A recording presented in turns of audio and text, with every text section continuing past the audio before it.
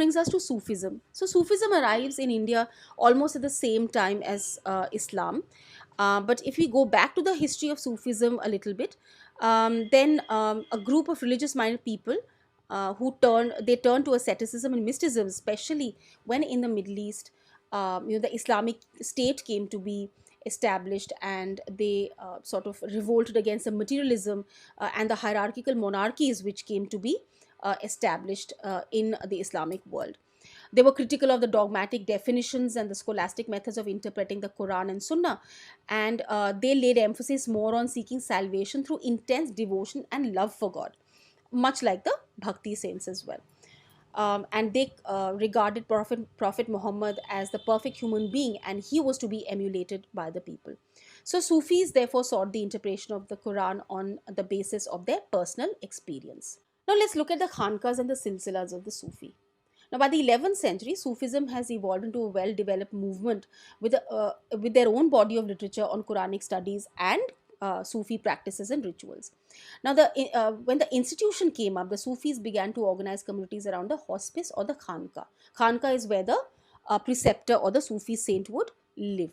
Now, the Khanka was controlled by a teaching master known as the Sheikh, Pir or Murshid, and he enrolled disciples or murids, and he would appoint a successor to take over after his death, often known as the Khalifa. Now, the Sheikh or the Pir or Murshid established rules for spiritual conduct and interaction between the inmates as well as visitors and the master. Now, when we come to the word silsila, it literally means an unbroken chain, which sort of signified, an unbroken spiritual link from Prophet Muhammad. And it was through this channel that the spiritual power and blessings would be transmitted to the devotees. Special rituals were created where the new initiates would take an oath of allegiance, they would wear a patched garment and shave their hair.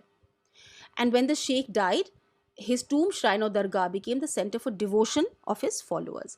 And they began to practice ziyarat or pilgrimage, especially on the Sufi saint's death anniversary, or as it was called, urs or marriage. People believe that in death, since the saints were unified with God, they were thus closer to God, and therefore they could give a lot of blessings to help the devotees attain material and spiritual benefits. But there were also certain well, you couldn't really call them saints, but preceptors you could call them. They were mystics who took Sufism to a more radical level. Now, they even scorned the Khanka, and they talked about complete renunciation, and they took to mendicancy and observed celibacy. They ignored rituals and observed extreme forms of asceticism. They were known by different names like Kalandars, Madaris, Malangs, Haidaris, and so on. And because their deliberate defiance of the Sharia, these people were often known as Be Sharia or without Sharia, in contrast to the Ba Sharia Sufi. So the Chishtis would come under Ba Sharia. So that is, they would follow Islamic law to a great extent. Let's look at the Chishtis in the subcontinent in some more detail. Let's look at their daily life to begin with. So, if you look at Sheikh Nizamuddin's hospice or the dargah, today it's in Delhi near Humayun's tomb. But at that time it was first built, the river Yamuna flowed very close to it. And this area was known as Ghiaspur. And it was at that time on the outskirts of the known city of Delhi. The contemporary times, you could place them perhaps along with the Tughlaqs. So if you look at the Tughlaqabad fort, it's today it's in the Saket region of Delhi, and Sheikh Nizamuddin Chishti's hospice was, of course, on the outskirts of what was known as Delhi at that time. So when you look at the dargah today, it comprises of several rooms and a big hall, or the Jamaat Khana, where the inmates and the visitors lived and prayed. So it's structured more like a mosque. The inmates included family members of the sheikh, his attendants, and disciples. The sheikh himself lived in a small room on the roof of the hall, where he would meet visitors in the morning and evening. Then there is a large veranda which surrounds the courtyard, and there's a boundary wall which runs around the complex. It is also said that on one occasion, fearing a Mongol invasion, people from the neighboring areas actually flocked to the Khanka to seek refuge, because these Khankas were also seen as sacred spaces, and often, even during times of invasions and violence, these Khankas were largely left alone. The Khankas also ran an open kitchen or a langar, which was run on fatuh or unasked for charity. From morning till late night, people from all walks of life would visit: soldiers, slaves, singers, merchants, poets, travelers, the rich and the poor, Hindu yogis and kalandars. And they all came to seek discipleship or amulets for healing, or asking the sheikh to intercede in various matters on their behalf to God. You also had some very famous visitors to Nizamuddin Aulia's Dargah. For example, Amir Hassan Sidzi and Amir Khusro, and the court historian of the Delhi Sultanate, Ziauddin Barni, all of whom wrote about the Sheikh. The practices that the Sheikh adopted were bowing before the preceptor, offering water to visitors, shaving the heads of initiates, and yogic exercises. And these practices seem to represent the attempts of Sheikh Nizamuddin Aulia to assimilate the local traditions. Nizamuddin Aulia also appointed several spiritual successors, not just one, and deputed them to go to different parts of the subcontinent and set up hospices. So, as a result of this, his practices and the organization of the Chishtis, as well as the fame of the various sheikhs, spread rapidly across the subcontinent. Now, there were two very important constituents of Chishti devotionalism, that is ziyarat and qawwali. Now, ziyarat is pilgrimage to the tombs of the Sufi saints, and this practice is prevalent all over the Muslim world.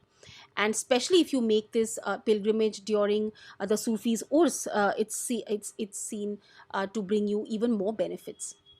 Now, some of the most revered shrines in India, of course, apart from the Nizamuddin Aulia's Dargah in Delhi, is Khwaja Muinuddin's Dargah in Ajmer. He's popularly known as Gharib Nawaz, or the comforter of the poor. Now, he became popular because of his austerity and piety and the greatness of his spiritual successes as well. So, we know that Muhammad bin Tughlaq and Akbar were also royal visitors to Gharib Nawaz's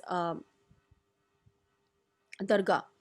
And the earliest construction of the Ajmer Dargah was perhaps funded by Sultan Ghiyasuddin Khalji of Malwa. Now we know that Akbar went to Ajmer 14 times, sometimes multiple times in the same year, to seek for blessings for new conquests, fulfillment of vows, and the birth of sons. And he maintained this tradition till 1580. And each of the times that Akbar visited, it was celebrated by generous gifts, which were recorded in imperial documents. For example, in 1568, he offered a huge cauldron or a deg to facilitate cooking for pilgrims. So even today, when you go to Ajmer, you do see two of these very large degs, one of which was donated by Akbar. Now, part of ziyarat is also the use of music and dance and mystical chants to kind of move into a state of divine ecstasy. The music has often been known as Qawwali. The Sufis remember God either through reciting the zikr or repeating the divine name, or invoking his presence through sama, or performance of mystical music. Sama was an integral part of the Chishti practice and exemplified interaction with indigenous devotional traditions. So even today, the tradition of the Qawwals, putting up special performances on Thursdays, is very common and popular in the Chishti dargahs.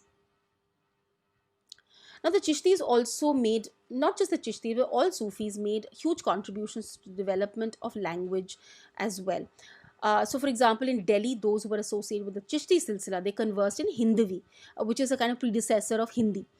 Other Sufi saints such as Baba Farid composed verses in the local languages where they lived, and many of them have been incorporated in the Guru Granth Sahib as well. There were yet others who composed long poems or masnavis to express the idea of divine love using human love as an allegory. So we have Padmavat, which is actually a Premakhyan composed by Malik Muhammad Jaisi and revolved around the love between Padmini and Ratnasen, right? Where it signified the divine love between devotee and God.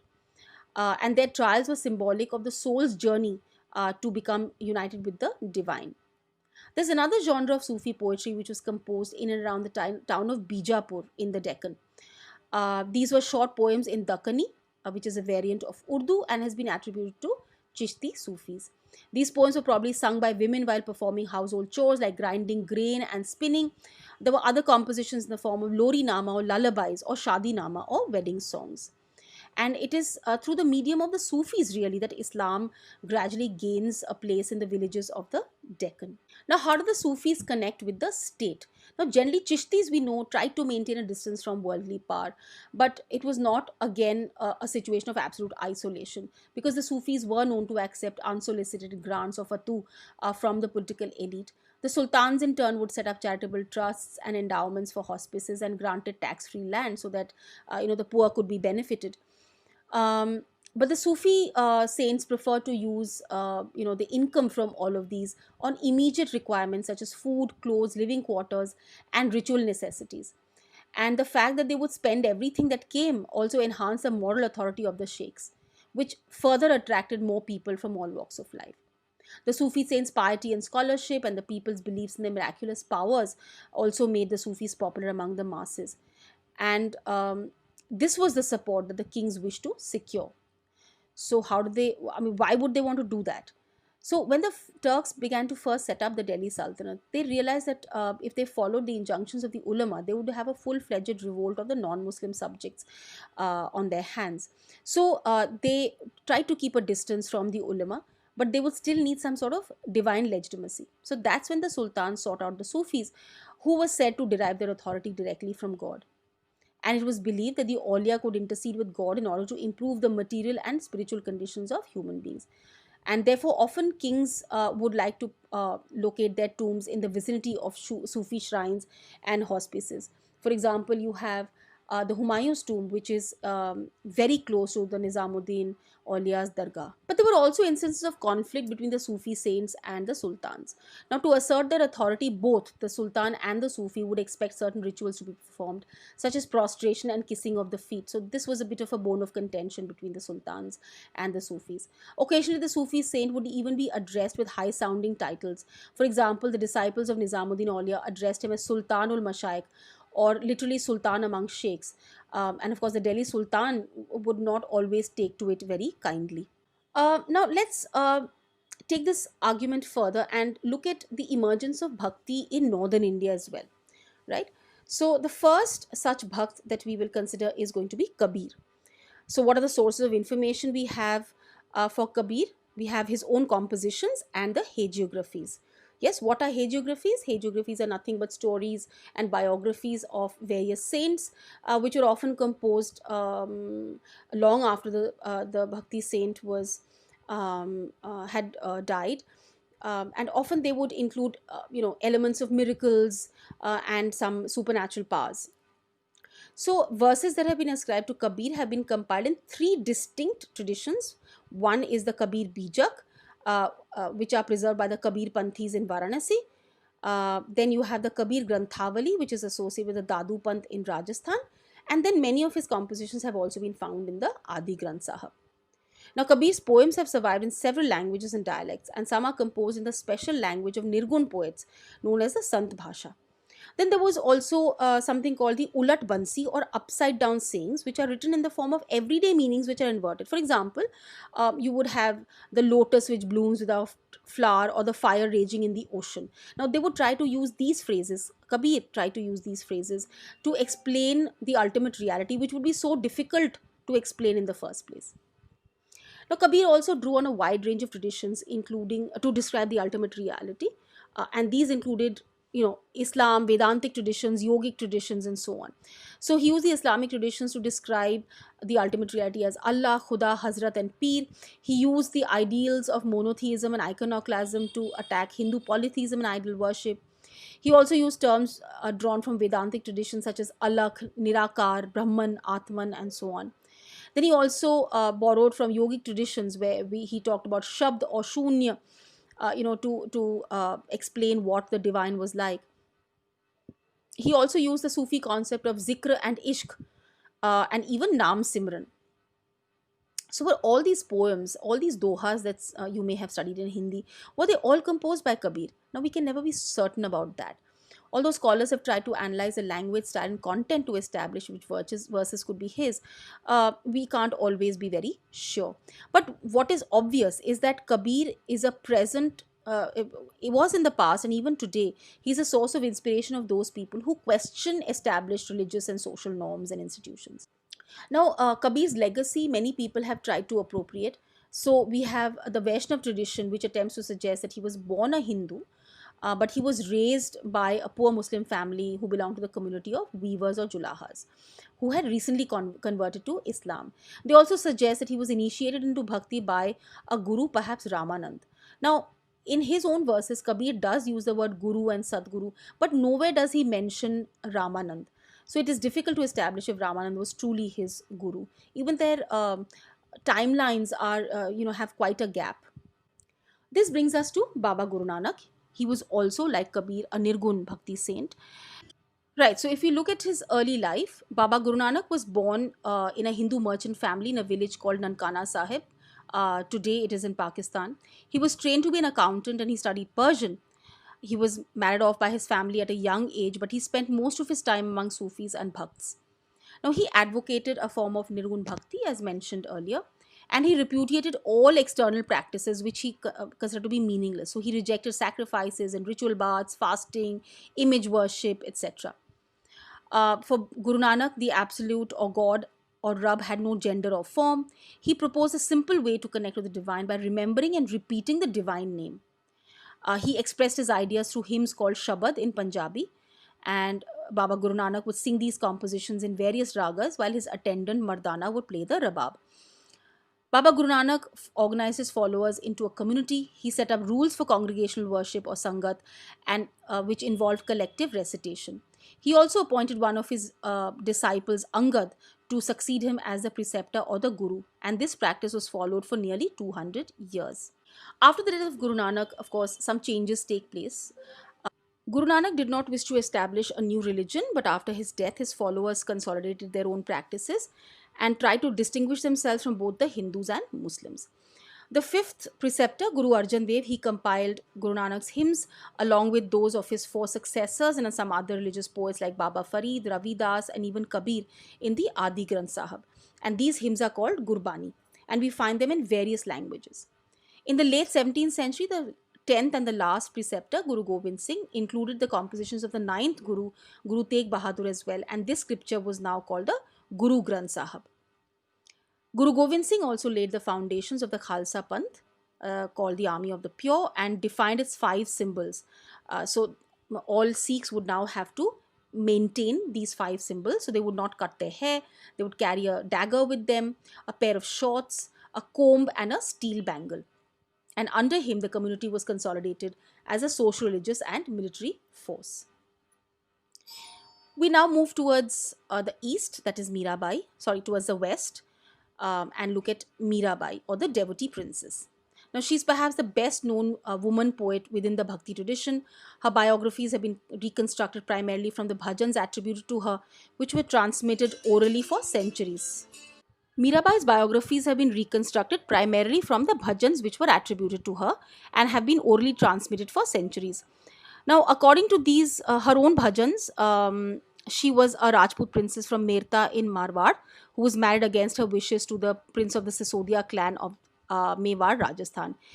She then goes on to defying her husband and doesn't submit to the traditional role of wife and mother, and instead she recognizes Krishna, an avatar of Vishnu, as her lover. So when we look at Krishna here, we automatically know that Mirabai was a Sagun Bhakti saint. Traditionally, we have come to know that her in-laws tried to poison her, but she escaped from the palace to live as a wandering saint, composing songs that are characterized by intense expressions of emotion. According to some traditions, her preceptor was Raidas. Raidas was a leather worker and therefore an untouchable. And this indicates her defiance of norms of caste society as well. So after a point, she rejects the comforts of her husband's palace, and she's supposed to have donned the white robes of a widow or the saffron robes of the renouncer, depending on different communities, and she leaves the palace. And Mirabai does not attract a sect or group of followers like Kabir or like Guru Nanak, but she has been recognized as a source of inspiration for centuries. Her songs continue to be sung by women and men, especially those who are poor and considered low caste in Gujarat and Rajasthan. Now, when we reconstruct the histories of religious traditions, let's look at some of the features or some of the things that we need to keep in mind when we do that.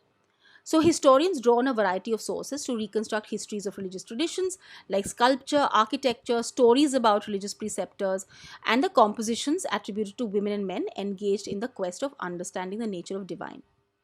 Now, already in some of your previous chapters, we have discussed how sculpture and architecture can only be understood if we have the grasp of the context, that we understand the ideas and the beliefs and practices of those people who produce these images and buildings.